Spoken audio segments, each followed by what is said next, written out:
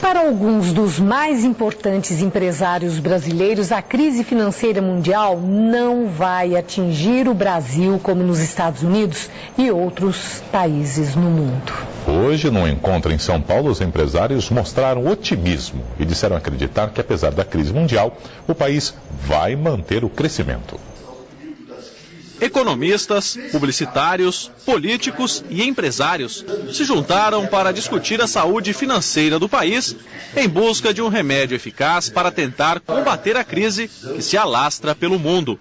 O presidente do Grupo Gerdau, maior empresa siderúrgica do Brasil, disse que o momento requer adequação e flexibilidade na forma de gerenciar os negócios.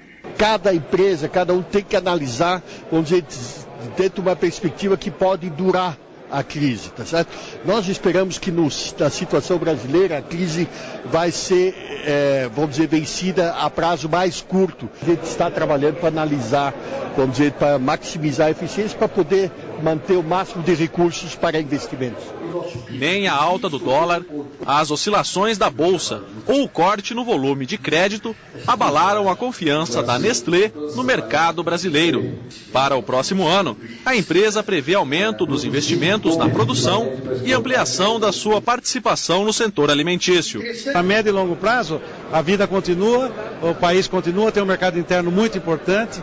No nosso caso, 90% do que nós vendemos é mercado interno. Crescimento requer investimento. No nosso caso, cada 3% de crescimento me leva a construir uma fábrica nova.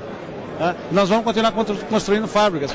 Nos últimos meses, o mundo assistiu a uma avalanche de empresas, bancos e até países que apostaram no mercado de ações e faliram da noite para o dia. O presidente Lula chegou a afirmar que a crise não abalaria o Brasil, mas nas semanas seguintes, montadoras deram férias coletivas a seus funcionários. Indústrias anunciaram redução na produção. Fábricas tiveram que rever seus planos de investimentos para o futuro. Mesmo diante de projeções desfavoráveis, o senador Aloysio Mercadante disse que o país pode transformar essa turbulência em crescimento. Nesta crise, é preciso também fazer como a China, manter o investimento. A China acaba de anunciar um pacote de 586 bilhões de dólares de investimento em infraestrutura, logística, habitação, saneamento.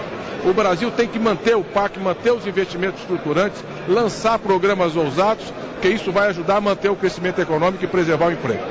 Durante os debates, muito se falou sobre a economia mundial e as incertezas do mercado financeiro. Ficou claro que nenhum país está imune à crise, mas, no geral, o empresário brasileiro se mostrou otimista. Luísa Helena Trajano, presidente do Magazine Luiza, é um exemplo dessa fé na solidez da economia nacional. No dia 22 de setembro, o grupo inaugurou 50 novas lojas de eletrodomésticos na Grande São Paulo. O investimento de 150 milhões de reais e a criação de 2.000 empregos diretos. A gente ainda não sentiu na nossa área nenhum aperto de crédito. O que a gente sente é que o consumidor está mais medroso, que é natural. O Brasil não está mais do jeito que ele era, ele está muito mais livre da crise. E está em nosso estúdio o jornalista José Paulo Kupfer, comentarista do Jornal da Gazeta. José Paulo, começando agora pelos empresários, importantes empresários brasileiros que nessa reunião expressam otimismo, ânimo, um comportamento muito diferente de empresários mundo afora, onde as demissões já estão acontecendo e a quebradeira foi feia. Você tem que ver que a crise é generalizada, mas ela atinge países e empresas de modo diferente. Depende do país, da situação em que ele se encontrava e depende do setor em que a empresa está. O caso do Brasil, todas as previsões são de que realmente no ano que vem haverá crescimento. Variam de 2%, os mais pessimistas, a 4%, que é o governo, e os mais otimistas. Se crescer 3,5%, o meio desse caminho, é uma coisa razoável diante de uma situação de outros lugares de redução, de contração da atividade econômica. Não é os 5%, vai ter uma dor, vai ter algum problema de emprego, mas, de certa maneira, era o que nós vimos mantendo, é acima até do que a gente vinha mantendo antes dessa puxada dos 2 últimos anos. Então, é muito ruim, é preocupante, mas não chega a ser uma coisa assustadora, de pânico, como está sendo já em outros lugares.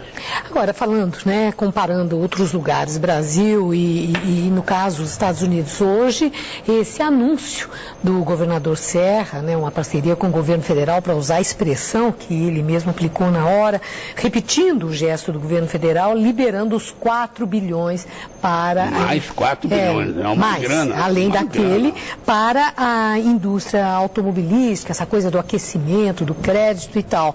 E lá nos Estados Unidos, o presidente eleito, Barack Obama, pedindo, né, ao presidente Bush que rapidamente ajude a indústria automobilística. E a própria Ford, Chrysler, a GM. Pedindo ao Congresso, né, que providencie também essa ajuda, que é uma questão de sobrevivência, né? Diferença também no trato da questão. Exatamente, bem diferente. Quer dizer, o problema é mais ou menos o mesmo, é de queda nas vendas e então queda na produção e problemas nas empresas, mas é bem diferente. O caso da GM, por exemplo, que é muito emblemático, a empresa, símbolo do capitalismo, está quase falida, era impensável uma situação essa. Por quê? Porque ela tem problemas de competitividade no mercado e tem problemas internos de custos. Por exemplo, o fundo de pensão, o fundo de aposentadoria da GM quebrou, é uma coisa monumental, gigante, de longa duração, a empresa é centenária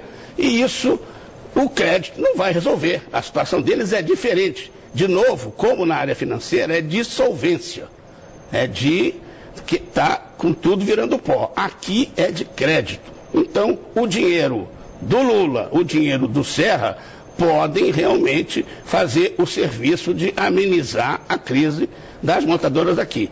É diferente. A crise é geral, mas tem lá as suas diferenças. Obrigada, Zé. Até já. Até já. Boa noite.